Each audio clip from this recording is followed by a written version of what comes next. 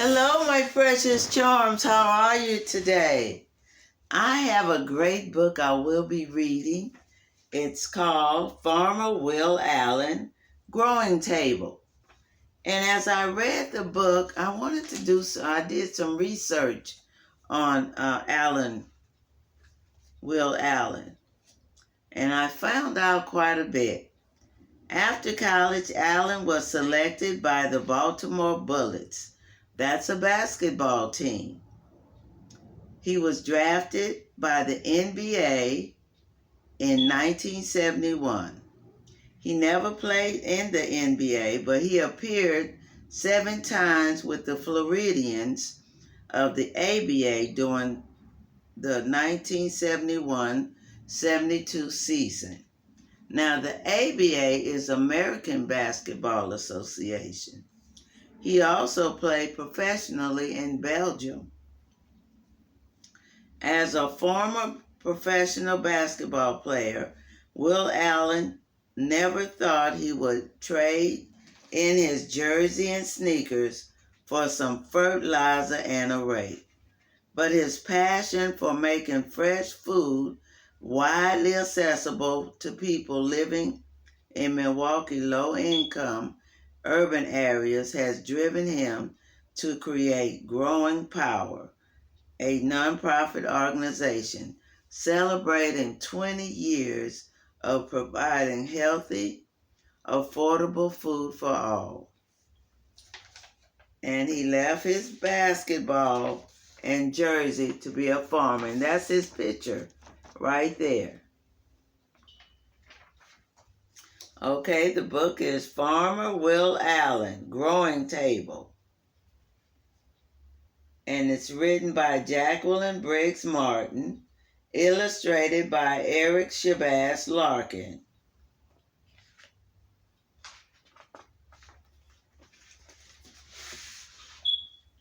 Farmer Will Allen is as tall as his truck. He can hold a cabbage and a basketball in one hand. When he laughs, everyone's laugh. They're so glad to be in his crew. When he talks, everyone listens. But some say he has a special eye. He can see what others can't see. Are they right? We will find out. When he looked at an abandoned city lot and saw a huge table heaped with food, he was right. When Will Allen was a boy, bowls of peas, greens, and his favorite lima beans with ham covered his kitchen table. My mother often fixed enough food for 30 people, Will says. We never had a car or a TV, but we always had good food. He remembers people who come by for dinner. They'd be tired and drooping, but they would leave laughing.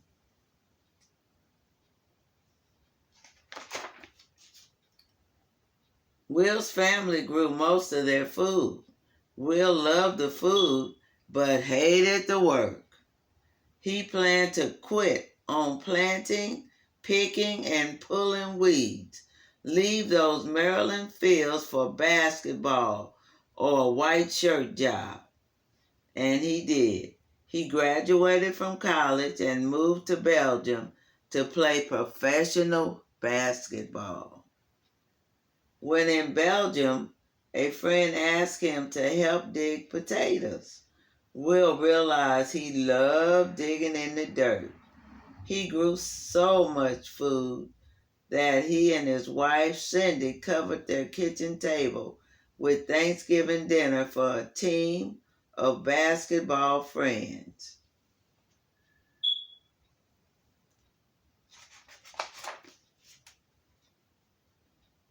When Will was done with basketball, he worked a white shirt job in Wisconsin and found time to grow vegetables on Cindy's parents' land, but Will wanted his own place.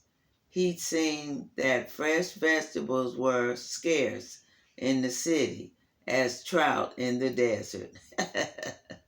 Will believed everyone everywhere had the right for good food.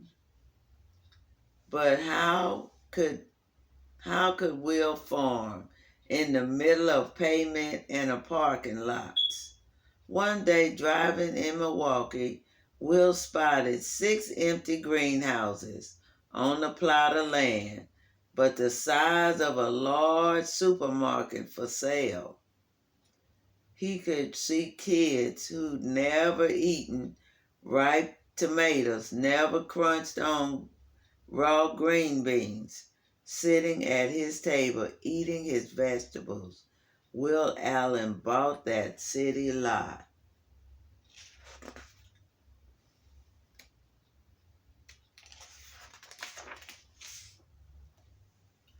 Will had to start somewhere. He started on his table. He had the land, but the table was empty. The problem was Will's soil, dirty, with chemicals and pollution. He had no money for machines to dig out the bad soil, for the truckloads to bring in good soil. What to do? In Belgium, Will decided to learn how to make good soil by using food garbage. They called it composting. But he needed lots of garbage. He asked his friends to save food waste, apple peels to old zucchinis.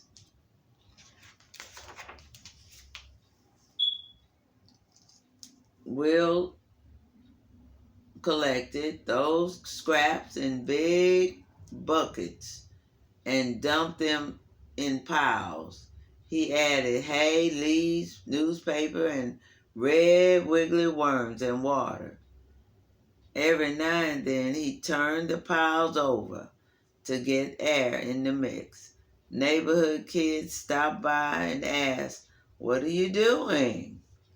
Will told them about the piles and the red wiggly worms that would help the garbage become compost. The kids came by every day asking to help out.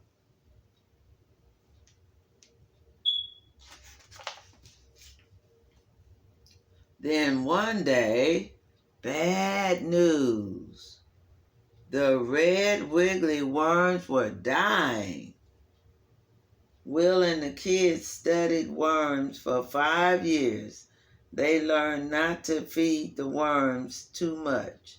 And they also discovered not to feed them hot peppers, onions, or garlic. Lots of watermelon rinds, sweet potato scraps, and molasses was better.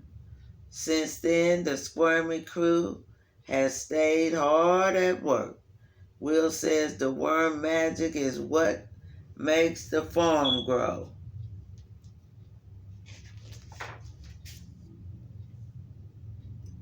Once Will had good soil, he was really ready to plant the vegetables, but he didn't have much space. How could he grow enough food on such a small city plot? Will Allen looked around. He saw that he had all the space from the soil under his feet to the top of the greenhouse. He hung plant baskets from the ceiling. He grew beans in the buckets, greens in rows. He crowded shelves with pots of spinach, chard, lettuce. He grew stalks of tiny salad sprouts in boxes, hundreds of boxes.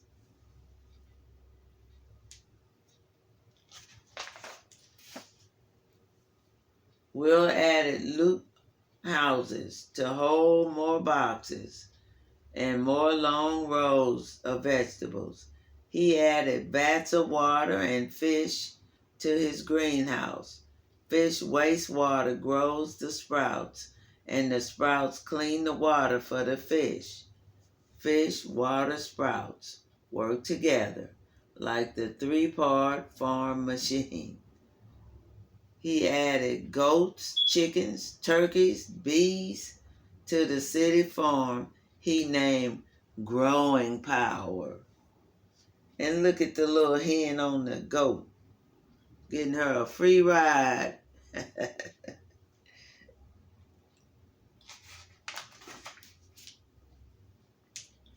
Farmer Will, work clothes, wore jeans and a blue sweatshirt with cut-off sleeves. He's busy with early in the morning and late at night. Still, one person could never grow all the food Will wanted to grow. Where could he find more farmers in the middle of a city? Will Allen looked around. He saw teenagers, school children, parents, and grandparents. He taught them how to be farmers. Then Will's table held as much as several supermarkets, thousands of pounds of food. Neighbors who lived in high rises far off the growing ground came to buy food from his farm. They got fresh eggs, fish, and lots of vegetables. But Will wanted the table to feed more folks. He wanted it to feed people all over the world. How could he do that? He would need a huge table, wouldn't he? Wow. Look at his arms. The whole world, he says. Will thought about the problem of the world-sized table he wanted around and saw his many helpers who learned to be farmers. He would teach people everywhere to grow food for their own tables. Will Allen began to travel. He has crisscrossed the United States showing others how to farm in the city, and he has taken his red wiggly worms to Kenya, to London, all over the world. The world has also come to his Milwaukee farm. 20,000 visitors a year tour the greenhouse, watch goats, snack on greens, and go home planning to start a farm on the city lot, rooftop, or abandoned highway.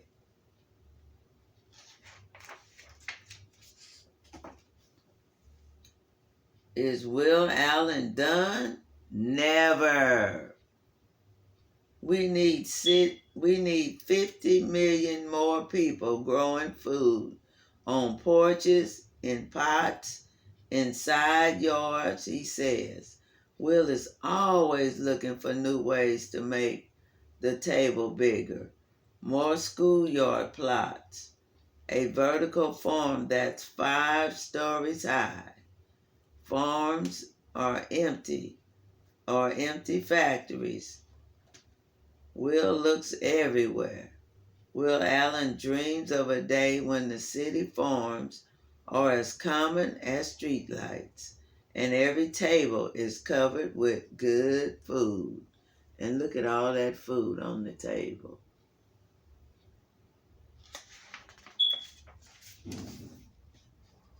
Will Allen can see what others can't see. When he sees kids, he sees farmers. Will you be on Will Allen's crew? Will you grow vegetables for your family, your neighbors, on your porch or your roof? Will you help grow Ah, that was a good story, and that's the end. Very good. He even got the Statue of Liberty with food in her hand. And that was a good story, and it's Farmer Will Allen and the Growing Table. Thank you for listening, my precious charms. Remember to like, subscribe, and ring that bell for notification. Thank you for listening.